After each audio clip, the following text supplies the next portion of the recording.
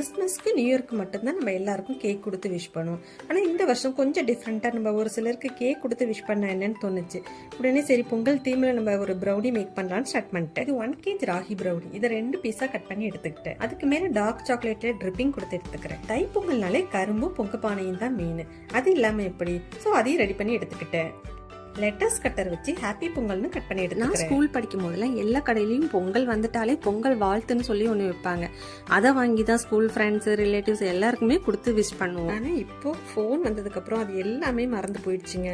இப்பெல்லாம் கிரீட்டிங் கார்டுன்னு ஒன்று இருக்குதானே தெரியல. கொஞ்ச நாள் கால் பண்ணி விஷ் பண்ணிட்டு இருந்தோம், அது போய் மெசேஜ் பண்ணி விஷ் பண்ணிட்டு இருந்தோம், இப்போ அதுவும் போய் ஸ்டேட்டஸ் போட்டு விஷ் பண்ணிட்டு. சரி, அந்த கதையை விட்டுட்டு நம்ம கேக்க பண்ணலாம். அதுக்காக தான் இந்த கேக் பார்க்க கிரீட்டிங் கார்டு மாதிரி இருக்கணும்னு ரெடி பண்ணேன். கேக்கோட ஹைலைட்டே இந்த பானை தாங்க. பார்க்க ரொம்பவே கியூட்டா இருந்துச்சு. ஆனால் அதோட வீடியோ தான் ரெக்கார்ட் ஆகாமல் போயிடுச்சு. அப்புறம் என்னங்க, ரெடி பண்ண ஹாப்பி பொங்கல் எடுத்து மேலே ப்ளேஸ் பண்ணி அப்புறம் பானையை அதில் வச்சோன்னு தான் ரொம்ப அழகாக இருந்துச்சு.